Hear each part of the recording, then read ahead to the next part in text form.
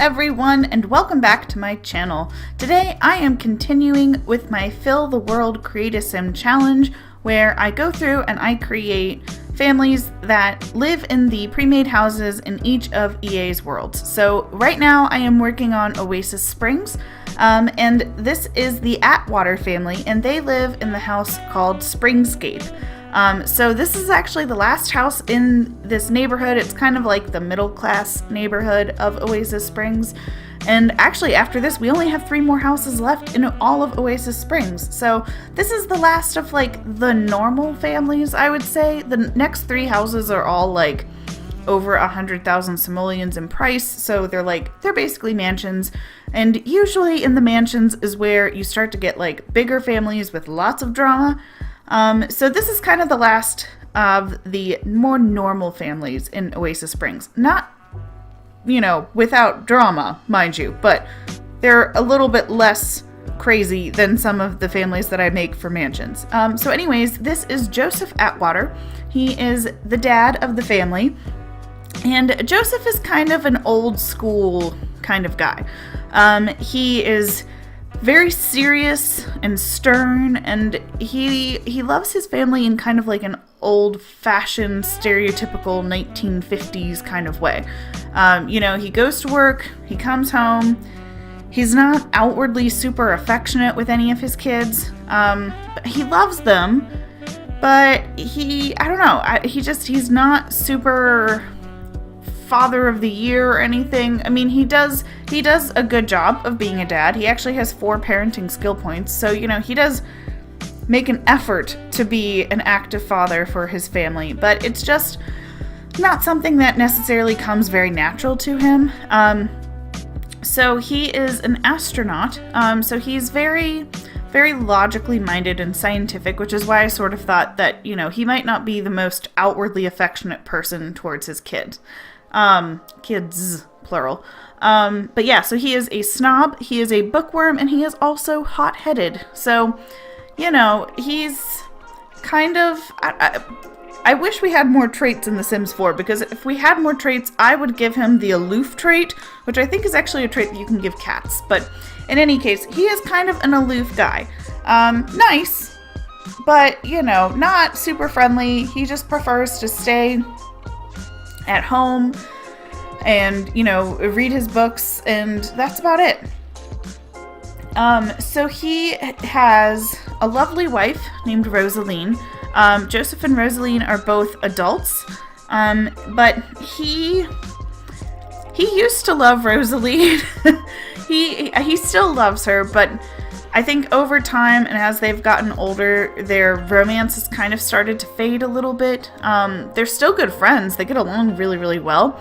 But, they both have busy, active careers, and they are raising 3 kids, and they have a cat and a dog, and, their life is just a little chaotic. Also, quick interjection. I was cracking up laughing when I saw what party outfit the game had made for him. I mean, obviously, changed it right away, but, so the opposite of Joseph's personality and character. That's the other thing. He's always Joseph. Never Joe, never Joey, Joseph. But yeah, so he likes his wife. They get along well, but they're not in the throes of passion of young married life or anything anymore. But yeah, so he has 3 kids with Rosaline.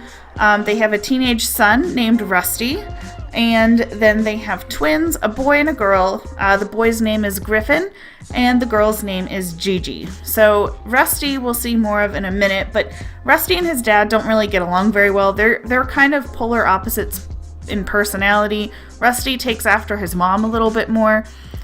So they don't hate each other or anything, but they don't really get along very well either. They're just sort of acquaintances. But he has a good relationship with his twins. So Griffin is very similar in personality to his dad. He's a little scientist in training, if you will. And Gigi is idolized by both of her parents because they desperately wanted a little girl. And, they had Rusty, who's a boy, and then they found out they were having twins, and Griffin was first, and he was also a boy, and so finally, when they got their girl with Gigi, they were just over the moon excited. But then as a result, they've kind of spoiled her a little bit, so we'll see a little bit more of that here in a few minutes. But so he gets along really, really well with both of the twins, but not so much his son, and his wife he likes, but doesn't really love so much anymore. So this is Rosaline. Rosaline is very different from her husband. She is playful and very lighthearted, and I don't know, she loves life, and she gardens a lot. She has a beautiful garden in their backyard where she grows vegetables, and she is also a comedian. So she is a bit of a goofball. She's also a bro, which I thought that was kind of interesting to give that trait to a woman, because typically that's not something you think of with women. But in her line of work, working as a comedian, there's not as many women as there are men, so she's kind of had to adapt a little bit, and she doesn't really mind sitting down and grabbing a beer with the guys and watching sports on TV. Like, she's not gonna go out and play sports, but you know, she can hang. That's cool with her. And she's also a dog lover, so she gets along really, really well with their family dog, who, again, we'll see in a little bit. But yeah, so she is very different from Joseph. So, what they say about opposites attract really is the case with the two of them. So she gets along the best with their teenage son, Rusty, because he is very musical, and so they both have that, like, commonality in that they both love the arts. She also gets along really well with their daughter Gigi, who I said before is, a little bit idolized by her parents, very spoiled, but she and her mom get along really, really well. She doesn't really understand Griffin, because he is very much more like his dad.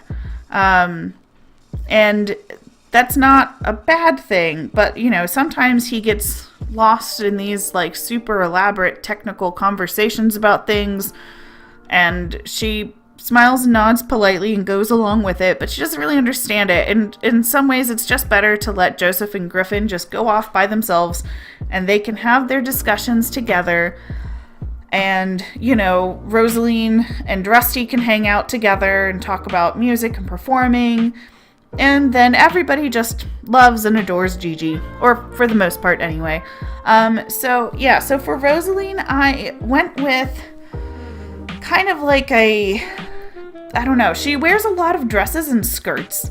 And it's not necessarily because she's trying to be, like, super feminine. I just thought that they looked nice on her, because in general she's very different from her husband, because she's not, like, a stereotype in some ways. Like, he is kind of the stereotypical, like, man of the house, and she tolerates that mindset from him, but she doesn't really support it. She's not staying at home. She does have more cooking skills than he does, but she's also not staying at home, like, tending to the kids. I mean, she has a job as a comedian, so she's out every evening for work, and, when I think her husband might prefer that she be at home in the evenings to help the kids with homework and cleaning the house and doing those sorts of things. But, that's never really been her style. She's very independent. But, just because you're an independent person doesn't mean you don't want to dress up and look a little pretty sometimes too. So, she is very into being stylish. But, she is also a mom of 3 children, so none of her looks, except for her formal wear, are super elaborate. Her hair is generally the same way. She wears very minimal makeup. It's always very, very elegant and understated, and it looks good on her, but, she's not in a position where she can spend hours and hours and hours every day to get ready. So she has her kind of signature looks, and she goes with what is comfortable and quick and easy. For her formal wear, I decided to use the hair that came with, I want to say that was from the Diwali stuff. I'm actually not really 100% sure what her, like, ethnicity is. I sort of made her kind of a mix of a lot of different things. I don't know. In some ways she looks Indian. In some ways she looks almost like Iranian. I don't know. It's just kind of, you know, she is who she is. And obviously she has her husband's last name, which is boring and not any indication at all of any sort of nationality for her. But so I also thought it would be kind of fun for her formal wear to kind of go with maybe a little bit something that was more reflective of her cultural heritage. But yeah, so this is Rosaline, and then next up we have their teenage son, Rusty.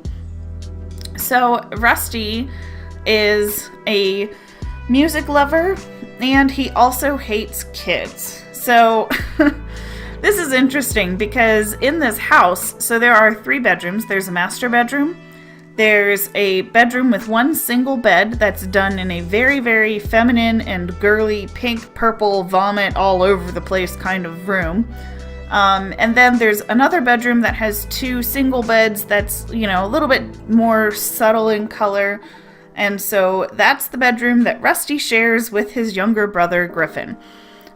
So Rusty is, I don't know, in some ways he's a little bit of an oddball. I think he would have preferred to have remained an only child, and he's not super thrilled with either of his siblings.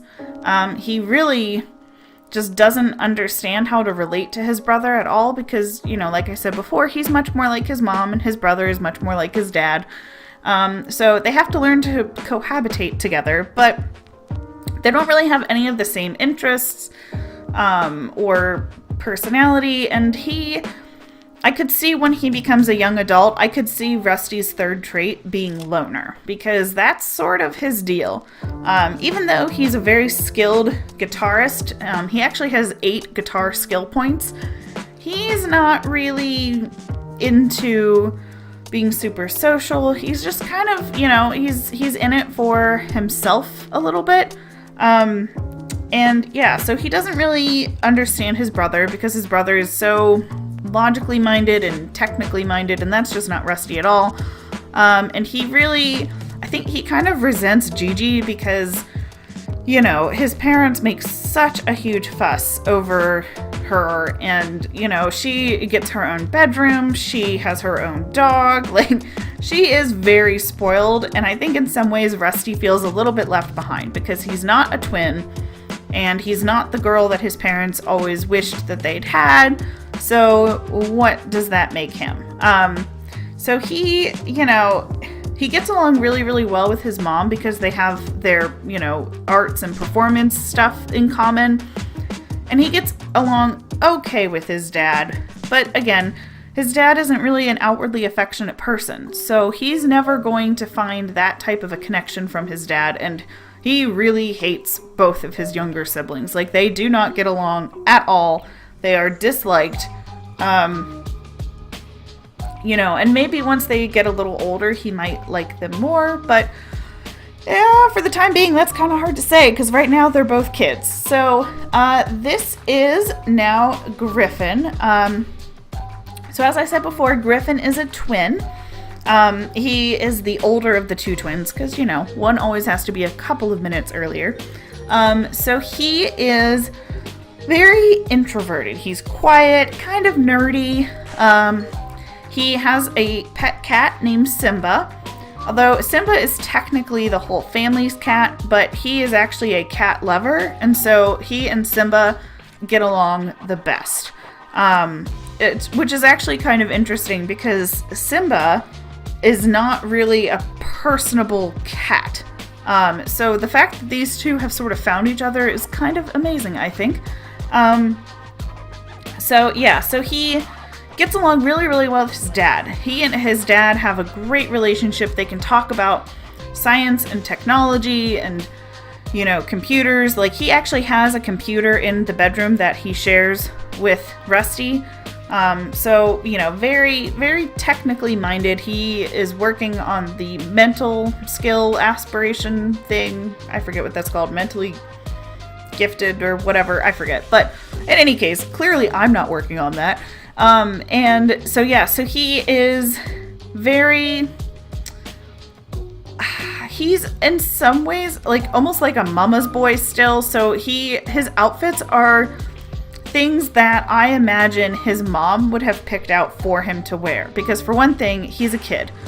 And he also just doesn't really care what he looks like at all. Like, he doesn't really have any individual sense of style. Like, he'll just go along with whatever it is that he was told to wear. And so he comes across looking a little bit like a dweeb in some ways.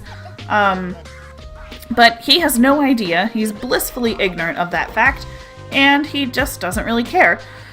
But yeah, so he actually has a really good relationship with his twin sister Gigi, even though they are completely opposite personalities. They have a little bit of like what they call like the twin bond, where, you know, one twin will just think something and then the other twin will say, hey, were you thinking about blah, blah, blah? And they'll be like, yeah, how did you know? And it's like, you know, they're connected on somewhat of like a deeper level. So, you know, it doesn't really matter so much that, in general, I think Griffin would prefer to spend time with his dad and his cat, but he still has that connection with his sister. I mean, they did spend, you know, like 9 months together hanging out in their mom's womb, so they do have that connection.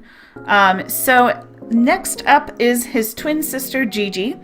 And Gigi, like I said, is the complete and total opposite of her brother. She is basically the family's little princess, and she has the tiara to go with it. She wears a tiara in her hair with every single one of her outfits. So she has been spoiled rotten since the day she was born. So, you know, where sometimes little girls will want to wear a tiara with like 1 or 2 outfits, or like with a dress-up outfit. No, she wears it all the time, because I think in her mind she really does believe that she is the princess, she is the star of the show, and everyone else in her family exists purely to serve and adore and worship her. So she, you know, she's self-assured, so she's very, very confident, which, you know, is great for a little girl to have that type of a personality. You know, like typically girls that are more self-assured and confident, and, you know, ones that sometimes can be called bossy, tend to be more successful in life overall. But she also has a bit of an inflated ego, because all her life she has been told she is, you know, God's gift to the family. She can do no wrong. So, you know, I could see that potentially turning into some behavior issues for her, especially as she gets a little bit older and, you know, maybe realizes as she gets out into the world that not everybody thinks that she is this perfect little angel child like her family tends to let her think. So she is very spoiled. She has her own bedroom. She has, you know, this big dollhouse in her room. It's all pink and purple and decorated exactly how she likes. And she has a little white dog named Sophie, who we'll see here in a minute. Sophie is a Maltese, and she is just as much of a stinker as Gigi is. She always has a pink hair ribbon in her fur, and she is Gigi's closest friend. You know, she has a great relationship with both of her parents because they wanted her so very badly. Obviously, her relationship with Rusty is terrible because he hates children, and her in particular.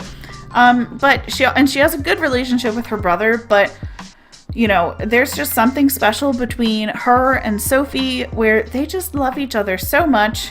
So this is Sophie.